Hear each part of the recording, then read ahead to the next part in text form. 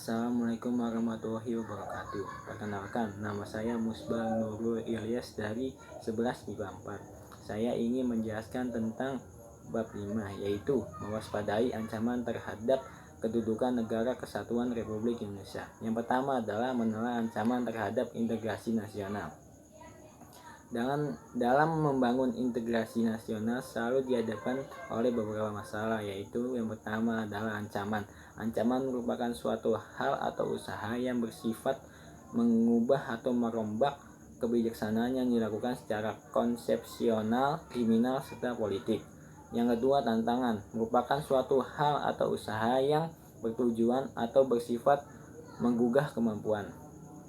Yang ketiga adalah hambatan. Hambatan merupakan suatu hal atau usaha berasal dari diri sendiri yang bertujuan melemahkan atau menghalangi secara tidak konsepsional. Yang keempat adalah gangguan. Merupakan usaha dari luar yang bertujuan melemahkan atau menghalangi secara tidak konsepsional.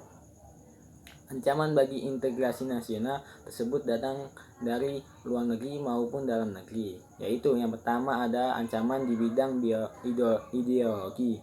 Bangsa Indonesia belum sepenuhnya terbebas dari pengaruh paham lainnya, misalnya pengaruh liberalisme, yakni paham kebebasan individual.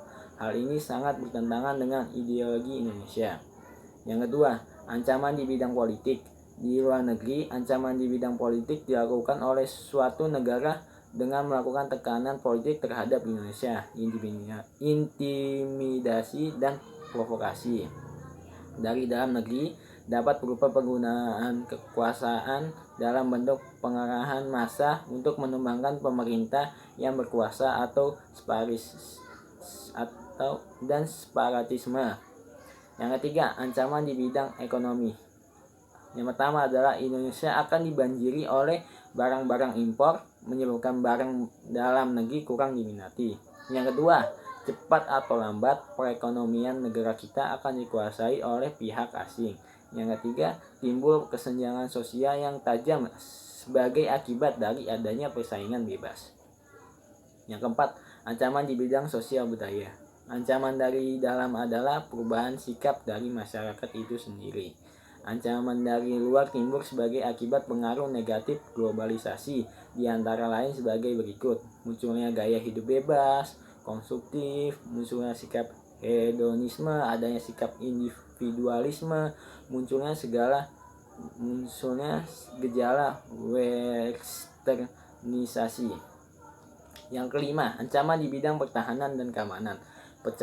Penyerangan negara lain, agresi, terorisme, sabotase, dan juga terdapat strategi mengatasi berbagai ancaman yang tadi dalam membangun integrasi nasional. Yang pertama adalah strategi mengatasi ancaman di bidang ideologi dan politik.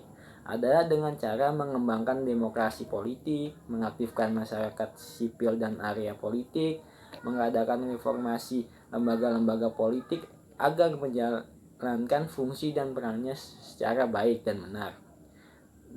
Kemudian memperkuat kepercayaan rakyat dengan cara menegakkan pemerintah yang bersih dan berwibawa. Yang kedua, strategi mengatasi ancaman di bidang ekonomi adalah dengan sistem ekonomi dikembangkan untuk memperkuat produksi domestik bagi pasar dalam negeri sehingga dapat memperkuat perekonomian rakyat. Yang kedua adalah pertanian dijadikan prioritas utama karena mayoritas penduduk Indonesia bermata pencarian sebagai petani. Industri harus menggunakan bahan baku dalam negeri sehingga tidak bergantung impor dari luar negeri. Yang ketiga, strategi mengatasi ancaman di bidang sosial budaya adalah dengan cara berusaha memelihara keseimbangan dan keselarasan fundamental, yaitu keseimbangan antara manusia dengan alam semesta, manusia dengan masyarakat, dan manusia dengan Tuhan. Yang keempat adalah strategi mengatasi ancaman di bidang pertahanan dan keamanan, yaitu dengan sistem pertahanan keamanan yang bersifat semesta, yaitu setiap warga Indonesia wajib ikut serta dalam menjaga kedamaian dan keamanan negara Indonesia. Sekian dari penjelasan yang dapat saya sampaikan. Kalau ada salah, Mohon dimaafkan. Terima kasih.